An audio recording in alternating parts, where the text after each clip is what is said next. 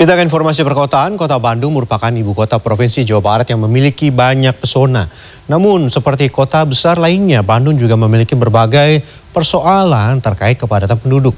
Dari 30 kecamatan yang terdapat di Kota Bandung, Babakan Ciparai jadi kecamatan dengan penduduk terpadat. Sudah lebih dari 3 tahun ke belakang, Kecamatan Babakan Ciparai menjadi kecamatan terpadat di Kota Bandung. Meski ada industri yang berkembang, namun isu seputar kawasan kumuh dan juga kesehatan masih menjadi persoalan. Di sudut kota Bandung ini kita bisa melihat perkampungan rumah semi permanen yang tidak teratur. Setiap rumahnya pun diisi oleh banyak penghuni. Genangan air di selokan juga mampet sehingga selalu banjir jika turun hujan. Meski demikian, pemerintah tidak bisa menata kawasan kumuh yang berada di sebagian Kelurahan Sukahaji ini. Pasalnya, mereka tinggal secara liar di lahan milik swasta. Pemukiman padat yang identik dengan kekumuhan menjadi salah satu persoalan di Kecamatan Babakan Ciparai. Kecamatan ini memiliki 131.000 penduduk dengan luas wilayah mencapai 745,5 hektar. Data lain menunjukkan dari 6 kelurahan yang ada, 3 diantaranya masuk dalam daftar 10 kelurahan terpadat di Kota Bandung, yaitu Kelurahan Babakan, Sukahaji, dan Babakan Ciparai. Mayoritas penduduknya memiliki mata pencarian sebagai buruh, sehingga di kawasan ini didominasi oleh pabrik juga pergudangan. Lalu dari total 36.000 KK yang tinggal di sini, 22.000 KK atau 2/3-nya terdaftar dalam data terpadu kesejahteraan sosial atau masyarakat yang menerima penyaluran program bantuan pemerintah. Kita selalu tiap kelurahan itu melaksanakan pelatihan-pelatihan dengan Dinas Tenaga Kerja. Kadang kita juga melaksanakan seperti pelaksanaan yuk kita olah di lingkungan kita, ada buruan saya, ada apa ya, kita yang bisa menghasilkan untuk kita ya kita selalu lah untuk pemberdayaan ekonomi UMKM, yuk kita latihan, kita koordinasi kerjasama dengan lembaga-lembaga yang ada gitulah untuk bagaimana masyarakat ini bisa meningkatkan ekonominya. Walaupun demikian, di Babakan Ciparai terdapat sentra pengrajin tahu yang dikenal dengan tahu Cibuntu.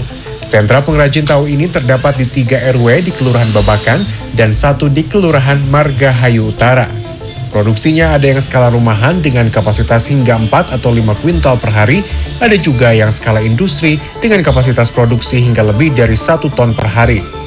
Dedi Rohaendi adalah salah satu pengrajin tahu yang memulai usahanya sejak tahun 2000. Menurutnya, pengrajin tahu di daerah ini sudah mulai berkembang sejak tahun 80-an dan jumlah pengrajinnya mencapai ratusan.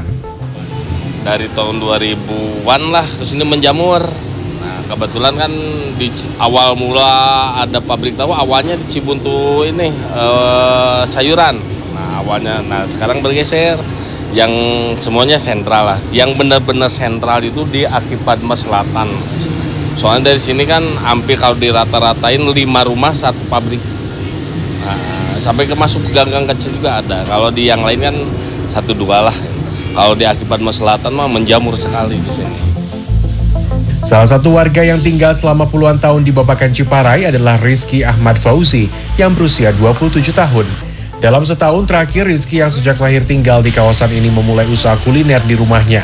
Menurutnya, daerah yang disebut dengan singkatan Bacip ini semakin terasa kepadatannya. Mulai dari kemacetan, banyak kendaraan yang parkir di pinggir jalan, juga berbagai persoalan lainnya seperti banjir, kurangnya penerangan, dan keamanan.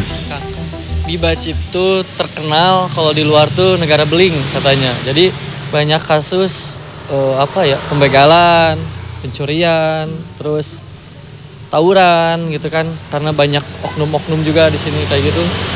Karena minimnya pendidikan juga sih kan. Kebanyakan warga Bacip tuh nggak lulus SMA kebanyakan. Ya khususnya teman-teman pribadi saya gitu kan. Menurut Fadil Nurdin, guru besar sosiologi Universitas Pajajaran, selain kumuh, kawasan padat juga identik dengan angka kriminalitas yang tinggi.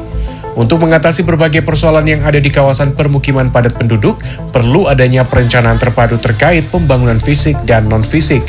Setiap dinas terkait tidak bisa bekerja sendiri-sendiri, sehingga perlu berkolaborasi dengan dibentuk satgas khusus. Pemerintah kalau dia dinas A, B, C, maka mereka ego sektor. Nah ini yang menjadi inti masalah, sehingga kepadatan penduduk dan daerah penduduk padat itu juga tidak pernah ditangani dengan serius. Kenapa? Karena tidak terintegrasi. Itu intinya. Ya. Kalau kita harus melakukan suatu tindakan secara komprehensif, maka integrasi itu adalah satu keniscayaan, ya, satu keharusan yang harus kita bangun bersama. Fadil melanjutkan, itu semua membutuhkan kemauan yang kuat dari pemimpin kota atau political will dengan tujuan yang jelas untuk menata kawasan padat.